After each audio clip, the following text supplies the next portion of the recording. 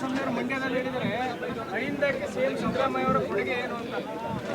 H D. Kumaraswamy ಅವರು ಮಂಡ್ಯದಲ್ಲಿ ಹೇಳಿದರೆ ಸರ್, ಅಹಿಂದಕ್ಕೆ ಸಿಎಂ ಸಿದ್ದರಾಮಯ್ಯ ಅವರ ಕೊಡುಗೆ, ಅವ್ರ ಕೊಡುಗೆ ಏನು ಅಂತ ಹೇಳ್ಬೇಕಲ್ಲ. ಅವ್ರ ಕೊಡುಗೆ ಹೇಳಿದ್ರ ಅಲ್ಲ, ಮಂಡ್ಯಕ್ಕೆ ಏನೇನು ಕೊಡುಗೆ ಕೊಟ್ಟಿದ್ದೀವಿ ಅಂತ ಹೇಳಿದ್ರ ಅವ್ರು ಹೇಳ್ದೆ ನಾನು ಕೇಳಿದ್ರೆ ಅದು ಆಯ್ತಪ್ಪ.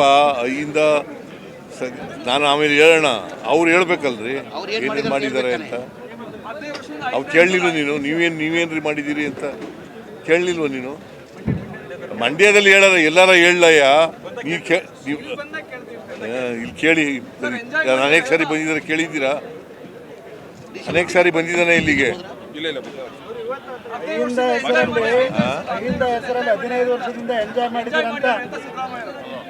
ಐದಪ್ಪ, ಅಹಿಂದ ಸಂಘಟನೆ ಮಾಡಿದವನು ನಾನು. ಅಹಿಂದ ಜನರಿಗೆ ಇವೆಲ್ಲ ಗ್ಯಾರಂಟಿ ಯೋಜನೆಗಳೆಲ್ಲ ಇವೆಲ್ಲ ಮಾಡಿರೋದು, ಭಾಗ್ಯಗಳ ಕಾರ್ಯಕ್ರಮಗಳೆಲ್ಲ ಮಾಡಿರೋದು ಯಾರಿಗೆ? ಬಡವ್ರಿಗಲ್ವಾ? ಗ್ಯಾರಂಟಿ ಯೋಜನೆಗಳು ಮಾಡಿರೋದು ಯಾರಿಗೆ? ಯಾರಿಗೆ ಮಾಡಿರೋದು?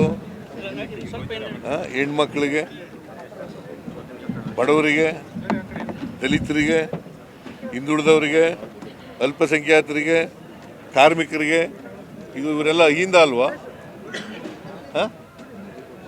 ಕುಮಾರಸ್ವಾಮಿ ಹೇಳ್ತಾನೆ ಅಂತ ನೀವು ಕೇಳ್ಬಿಡೋದು, ಅವನ ಪ್ರಶ್ನೆ ಏನು ಕೇಳ್ತಾನೆ ಅಂತ ನೀವು ಹೇಳ್ಬಿಡೋದು. ಹೊತ್ತಿಗೆ ಕೇಂದ್ರ ಸಚಿವರಾದರೆ ಕೇಂದ್ರ ಸಚಿವರಾಗಿ ಮಾತಾಡಬೇಕು ಅಲ್ವಾ? ಅವ್ರದ್ದೇನು ಕೊಡುಗೆ? ರೈತರ ಮಗ ಅಲ್ವಾ ಇವರು? ರೈತರ ಮಗನ ಮಗ. ಏನು ರೈತರಿಗೆ ಏನು ಕೊಡುಗೆ ಕೊಟ್ಟಿದ್ದಾರೆ ಮಂಡ್ಯದಕ್ಕೆ? ಸುಮ್ಮನೆ ನೀವು ಏನೋ ಕೇಳಬೇಕು ಅಂತ ಕೇಳ್ತೀರಿ ಅಲ್ಲ. ಏನು ಇನ್ನೇನು ಬೇರೆ ಪ್ರಶ್ನೆ ಹೇಳಿ. ಮೇಕೆದಾಟಿಗೆ ಯಾಕೆ ಕೊಡಿಸ್ಲಿಲ್ಲ? ಈಗ ನಿನಗೆ ಗೊತ್ತಾ, ಕರ್ನಾಟಕ ಸರ್ಕಾರಕ್ಕೆ ನಾನು ನಿನ್ನೆ ರಿವ್ಯೂ ಮಾಡಿದೆ.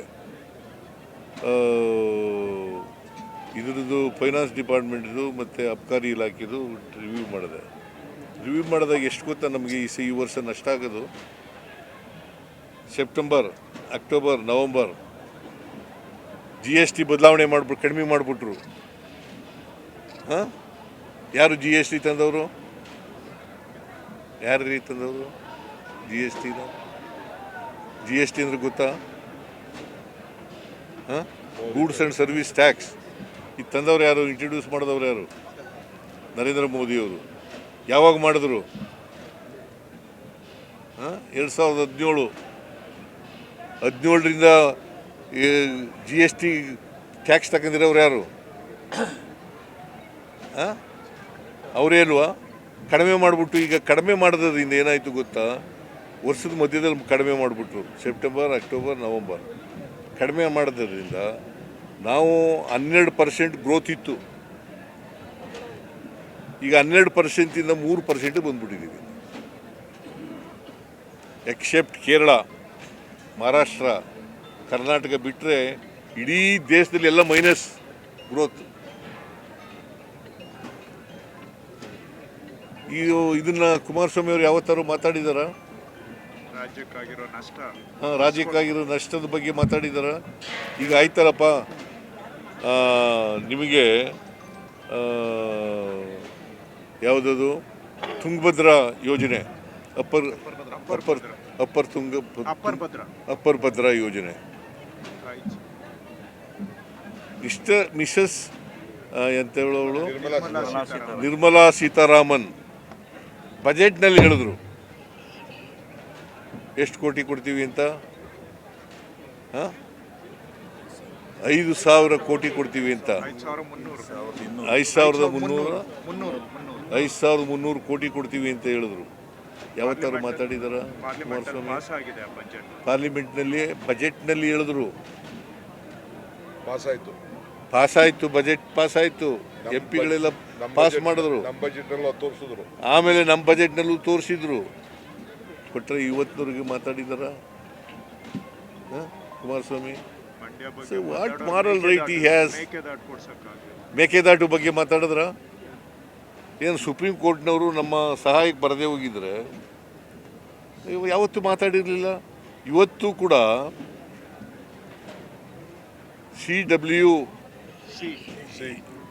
CWMA ಏನದಕ್ಕೆ ಏನಂತ ಕರೆಯೋದು? Water management authority. Kaveri water management authority.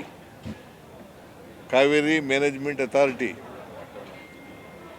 ಅಲ್ಲಿ ಇವತ್ತಿನವರೆಗೆ ಪಾಸ್ ಮಾಡೋಕ್ಕಾಗಿಲ್ಲ. ಯಾರ ಅಧೀನದಲ್ಲಿರೋದು ಅದು? Central government. ಸೆಂಟ್ರಲ್ ಗೌರ್ಮೆಂಟ್ ಅಲ್ಲ. CWC ಯಾರ ಅಧೀನದಲ್ಲಿರೋದು?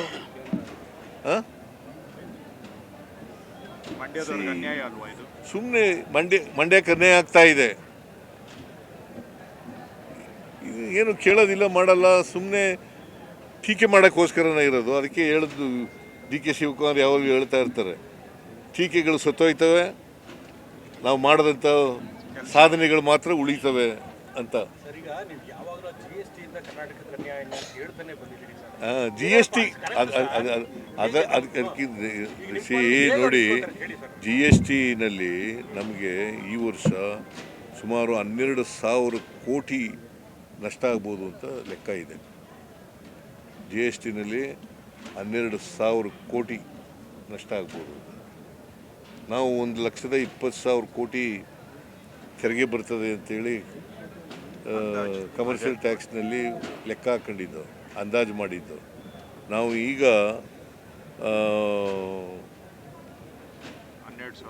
12,000 ಕೋಟಿ ಅದರಲ್ಲಿ ಕಡಿಮೆ ಆಗುತ್ತೆ. 88,000 ಕೋಟಿ 9,000 ಕೋಟಿ ತಲುಪೋದ್ರೆ ಕಷ್ಟ ಆಗ್ತದೆ. ಯಾಕೆ ಇದನ್ನೆಲ್ಲ ಯಾಕೆ ಕೇಳಲ್ಲ? ಕರ್ನಾಟಕ ರಾಜ್ಯದಿಂದ MP ಆಗಿರೋದು ಅವರು, ಮಂಡ್ಯದಿಂದ. ಸಿದ್ದರಾಮಯ್ಯನವರು ಹಿಂದಕ್ಕೆ ಏನು ಮಾಡಿದ್ರು? ಇವನ್ನೆಲ್ಲ ಯಾರು ಮಾಡ್ತಾ ಇರೋರು? ಯಾವತ್ತಾರು ಒಂದಿನ ಮಾತಾಡಿದಾರ ಕ್ಯಾಬಿನೆಟ್ನಲ್ಲಿ?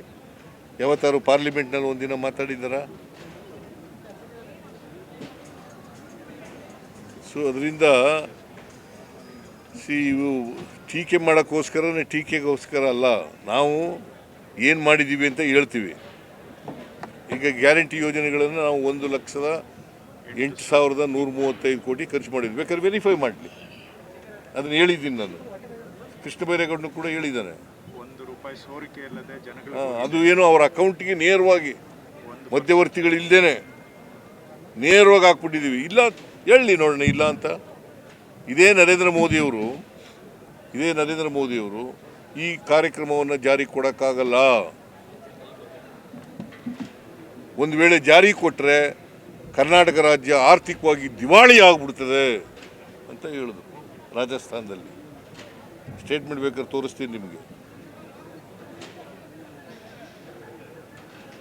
ಈಗ ಮಹಿಳಾ ಮೀಸಲಾತಿ ಜಾರಿಯಾಗಿಲ್ಲ, ಸುಪ್ರೀಂ ಕೋರ್ಟ್ ಕಳವಳ ವ್ಯಕ್ತಪಡಿಸಿದೆ. ನಾವು ಮೊದಲಿನಿಂದ ಮಹಿಳಾ ಮೀಸಲಾತಿ ಆಗಬೇಕು ಅಂತಕ್ಕಂಥವ್ರು. ಪಾರ್ಲಿಮೆಂಟ್ನಲ್ಲಿ, ಅಸೆಂಬ್ಲಿನಲ್ಲಿ ಎರಡೂ ಕಡೆ ಮಹಿಳಾ ಮೀಸಲಾತಿ ಆಗಬೇಕು ಅಂತಕ್ಕಂಥದ್ರಲ್ಲಿ ನಾವು ಮುಂಚೂಣಿಲಿ ಇರ್ತಕ್ಕಂಥದ್ದು. ಅದರಿಂದ ಮಹಿಳಾ ಮೀಸಲಾತಿ ಆಗಬೇಕು. ಅವರು ಮುಂದಕ್ಕೆ ಯಾಕೆ ಹಾಕಿದರು? ಮೀಸಲಾತಿ ಕೊಡಬೇಕು ಅಂತ ಅಂದಮೇಲೆ ಕೊಟ್ಬಿಡ್ಬೇಕು, ತಕ್ಷಣ ಕೊಡಬೇಕು. ಯಾಕೆ ಮುಂದಕ್ಕೆ ಹಾಕಿದರು? ಅದಕ್ಕೂ ಇದಕ್ಕೂ ಏನ್ರಿ ಸಂಬಂಧ? ಈಗ ಕನಿಷ್ಠ ಪಕ್ಷ 27 ಕೂಡ ಮಾಡಬೇಕು. ತಾಳ್ತಾಳೆ ಇವ್ರು ಕೇಳ್ತಾವ್ರೆ. ಅಪೋಸಿಷನ್ ಪಾರ್ಟೀಸ್ JDS BJP ಮನವನ್ನು ಮೀಟಿಂಗ್ ಮಾಡಿ ಸಮರ್ಥವಾಗಿ ಎದುರಿಸೋದಕ್ಕೆಲ್ಲ ಸಿದ್ಧತೆಗಳು ಮಾಡ್ಕೊತಾ ಇದ್ದಾರೆ. ನಾವು ಅವಿಶ್ವಾಸನಾರು ತರಲಿ, ಅಡ್ಜರ್ಮೆಂಟ್ ಮೋಷನಾರು ತರಲಿ, ಯಾವ ಮೋಷನಾರು ತರಲಿ ಬರಲಿ, ನಾವು ಎದುರಿಸಲಿಕ್ಕೆ ತಯಾರಾಗಿದ್ದೀವಿ. ನಮ್ಮದು ತೆರೆದ ಪುಸ್ತಕ, ಟ್ರಾನ್ಸ್ಪರೆಂಟ್ ಗೌರ್ಮೆಂಟ್. ಅದರಿಂದ ಎಲ್ಲನೂ ಎದುರಿಸಲಿಕ್ಕೆ ತಯಾರಾಗಿದೆ.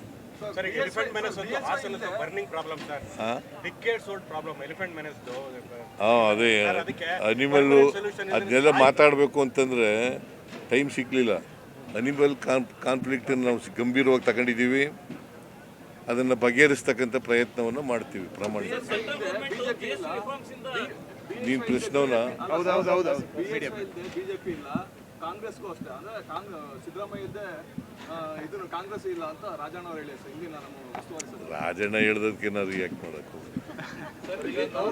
ರಾಜಣ್ಣ ಡಿಸ್ಟಿಕ್ ಇನ್ಚಾರ್ಜ್ ಮಿನಿಸ್ಟ್ರು ಆಗಿದ್ರು ಇಲ್ಲಿಗೆ ಹಾಸನಕ್ಕೆ. ಅವ್ರು ಹೇಳ್ತಾರೆ, ಅದಕ್ಕೆಲ್ಲ ನಾನು ಉತ್ತರ ಕೊಡಲ್ಲ. ಈಗ ನೋಡ್ರಿ,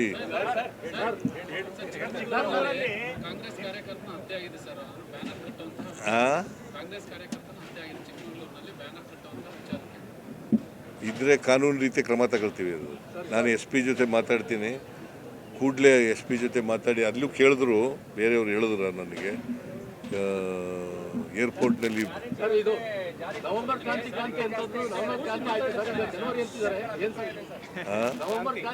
ನಾನು ಅದ್ರ ಬಗ್ಗೆ ಮಾತಾಡೋದು ನೋಡಯ್ಯ. High command is very strong. High command ಏನು ತೀರ್ಪು ಕೊಡ್ತದೆ ಆ ತೀರ್ಪಿಗೆ ನಾನು ಡಿ ಕೆ ಶಿವಕುಮಾರ್ ಬರ್ತಾರೆ. ಆಯ್ತು ನಡಿಯಪ್ಪ, ಊಟ ಮಾಡಿಲ್ಲ ನಾವು. ಸರ್, ಈ ಕಡೆ ಸರ್, ಇಲ್ಲಿ ರೈಟ್ ಸೈಡು ಸರ್, ಈ ಕಡೆ ಸರ್.